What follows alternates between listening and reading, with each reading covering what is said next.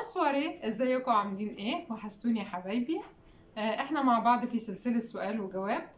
عايزة افكركم بلينك صراحة بتديني عليه كل الاسئلة، لو في حد عنده سؤال يبعت لنا السؤال بتاعه علشان نناقشه مع بعض. معنا سؤال جديد، في حد بعت لنا.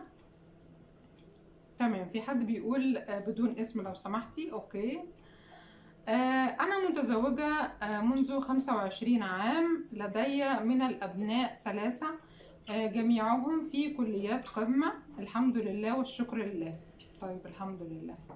تزوجت زوجي عن حب، أو بمعنى أصح أنا كنت بحبه بس، وهو تزوجني بالعقل وليس بالحب. وبعد 25 سنة عرفت بالصدفة إنه على علاقة بسيدة متزوجة، ومع الدليل على العلاقة دي. المشكلة إن لو واجهته لا يمكن أن أكمل معاه وهيبقى الحل هو انفصالي عنه، وأنا أستطيع العيش بدونه. فأنا من ربيت أولادي حتى وصلوا إلى ما هم عليه، ودائما كان يرمي علي مسؤولية كل شيء، وعمره ما قال لي كلمة طيبة أو حسيت معاه بالرومانسية. ولولا اني شفت الشتات بينه وبين هذه السيدة، عمري ما كنت اصدق انه يعمل كده. تمام. بسبب بروده العاطفي معايا، انا في حيرة بين انفصالي عنه او اني استمر معاه دون مواجهته بالحقيقة. فانا انظر الى منظر اولادي الاجتماعي. انا في حيرة من امري. بالله دلوني، ماذا افعل؟ أواجهه وأنفصل عنه، أو أستمر وأظل بوجع قلبي وأختار راحة أولادي؟ للعلم ماديا أستطيع أن أتكفل بنفسي وبأولادي. طيب تمام. الموضوع يرجع إلى 25 سنة للوراء. يعني احنا هنرجع كتير جدا للورا. 25 سنة نرجع. 25 سنة للورا.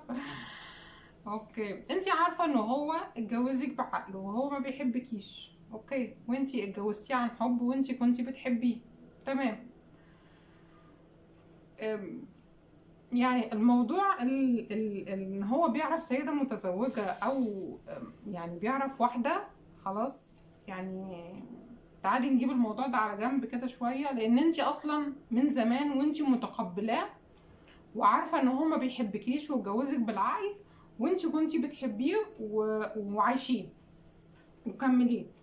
صح كده؟ يعني انتي كنتي مكمله معاه وعايشين حياتنا واتجوزنا وخلفنا 3 اولاد، وهو كان بيرمي عليك المسؤوليه وانتي بتربيهم، وممكن تصرفي من معاكي. بتقولي انا ماديا كويسه وبصرف واقدر اتحمل. انتي حتى بتقولي في اخر الكلام ان انتي للعلم ماديا استطيع اني اتكفل بنفسي وباولادي. يعني انتي ماديا مرتاحه، وممكن كنتي بتصرفي حاجات او بتتحملي مسؤوليه حاجات وبتشيلي حاجات وشايله البيت. تمام.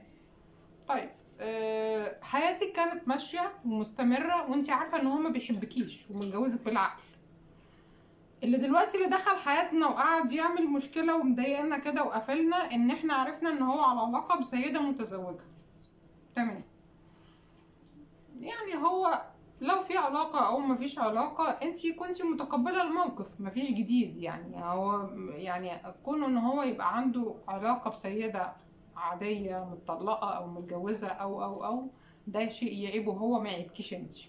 خلاص انتي اصلا كده كده انسانة بتحبيه وتزوجتيه وعايشة معاه وخلفتي 3 اولاد وربيتيهم بما يرضي الله، الى ان وصلتيهم لما شاء الله. بتقولي ان انتي في يعني جامعات كليات القمة، فاضيين في كليات قمة ما شاء الله، ربنا يوفقهم يا رب.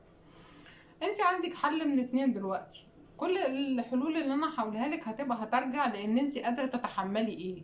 لان انت بعد 25 سنة انا مش هقدر اقولك لازم تكملي معاه بقى وخلاص، ما ينفعش ان انت تسيبيه. وانت خلاص انا اتحملت 25 سنة مش قادرة اتحمل، فمش هينفع ان انا اضغط عليكي اكتر من تحملك، ولا هينفع يقولك اتطلقي وعيشي لوحدك وعيشي حياتك واتبسطي واعملي وما اعرفش ايه. فمش هقدر برضو اقولك كده، انت ممكن تكوني ما تقدريش تعيشي لوحدك.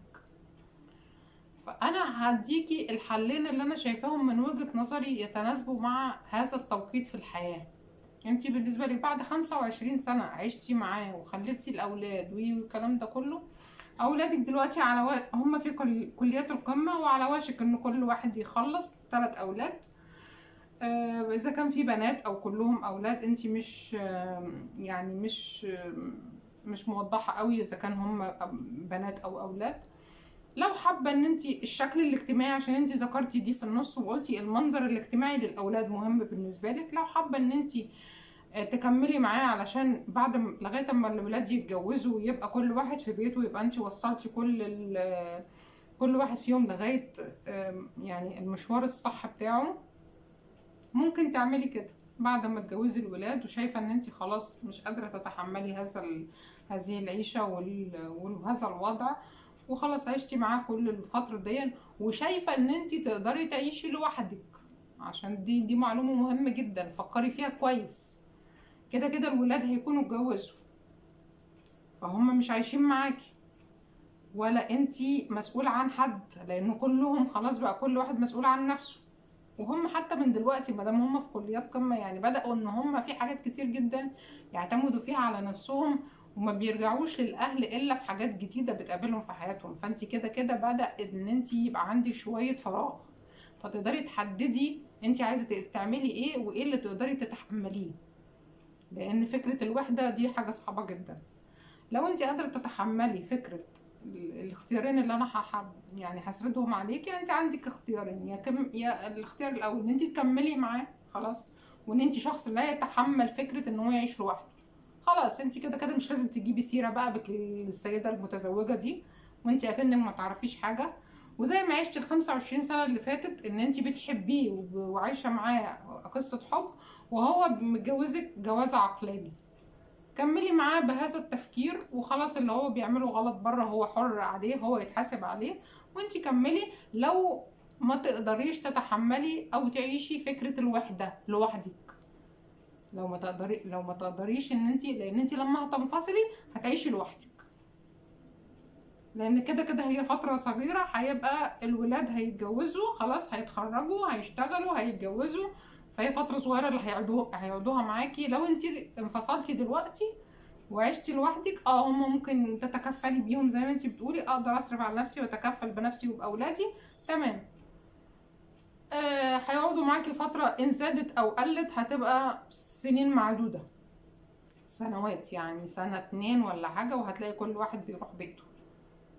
لو هتقدري تعيشي فكرة ان انتي تعيشي لوحدك، خلاص فكري ان انتي تنفصلي. انا عايزة تخلي يفضل المنظر حلو، لما الولاد يبقوا كل واحد في بيته، خلاص تعرفي والله انا عارفة ان انت عندك 1 2 3 وبتعرف ست والكلام ده كله، وانا كنت عارفة الكلام ده، ولكن انا ما قلتش عشان انا اكمل رسالتي في الحياة واجوز الاولاد. دلوقتي انا عايزة اتطلق واعيش لوحدي، وانت عيش لوحدك، اعمل اللي انت عايزه. ده سيناريو اولاني. الاختيار التاني ان انت لو ما تقدريش تعيشي لوحدك، ان انت تكملي معاه، ومش لازم تحكي الحوار ده، وخلاص الحياة اللي بينكم ماشية بقالها فترة، تكمل بقى على هذا المنوال، وتبقى في معاكي حس في البيت وونس في البيت. لو انت ما تقدريش تعيشي فكرة الوحدة ان انت تبقي لوحدك. وبرضو اصحابنا وحبايبنا في الكومنتات هيقولوا لنا رأيهم ايه. وعايزة كمان افكرهم ان هم يعملوا لنا بقى لايك وسبسكرايب ويفعلوا زر الجرس عشان يشوفوا كل القصص الجديدة اللي معانا. واشوفكم في حلقة جديدة. اورفوار.